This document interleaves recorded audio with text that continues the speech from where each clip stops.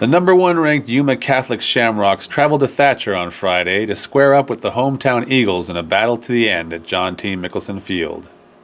Yuma appeared to strike first with a 25-yard pass from Jagan Cleary to Carter Rodriguez, but the play was nullified by a holding penalty. Rodriguez got even a few plays down the road and took it in from 2 yards out for the game's first score. Later in the first, it appeared that Brandon Moreno would add to the lead until, whoops, out comes the ball, recovered by Thatcher's Vinny Quintana for a touchback. Another Yuma drive was stifled in the second quarter when Joshua Palmer intercepted Cleary. Thatcher ended up giving the ball back, however, a few plays later, as a pressured Heath Moats tossed one up for grabs and Yuma's Trayshawn Malone came down with it. That gave Moreno a second shot, and this time he made sure he had both hands on the ball as he put Yuma up 13-0. Moats came alive in the second quarter with a 30-yard scamper, followed shortly thereafter with a 25-yard touchdown run. And Thatcher went into halftime trailing 13-7.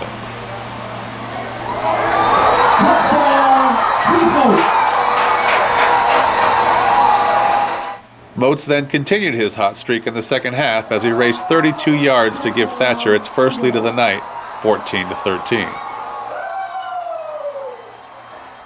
After throwing the ball all night, Yuma quarterback Cleary then showed he could run as well and took it in from 10 yards out. A successful 2-point conversion gave the Shamrocks a 21-14 lead.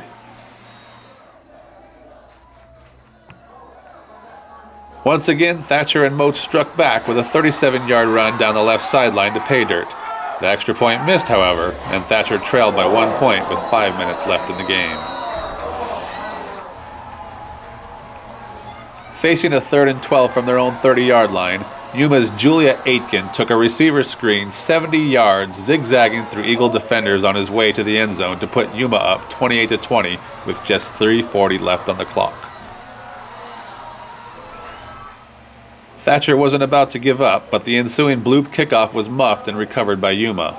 The Shamrocks were held by the Eagle defense, and Moats was given one last shot with just 1 minute and 17 left to go 82 yards.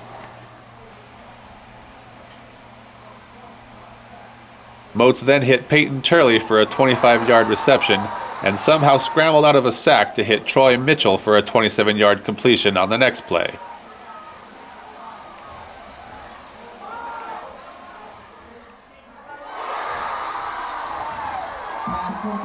The Thatcher faithful's hopes were dashed, however, when Matt Pistone batted Moats' pass and intercepted it on a rebound to effectively end the comeback.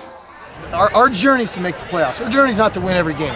I would love to win every game, but our journey is to make the playoffs. Then when we make the playoffs, then we got to win every game. So at this stage in the game, we've just got to take it for what it's worth. We competed with the best in the state. We didn't get it done, but our kids played their hearts out, and I couldn't be more proud. We just need to get it together, and we're good. I believe in this team with all my heart.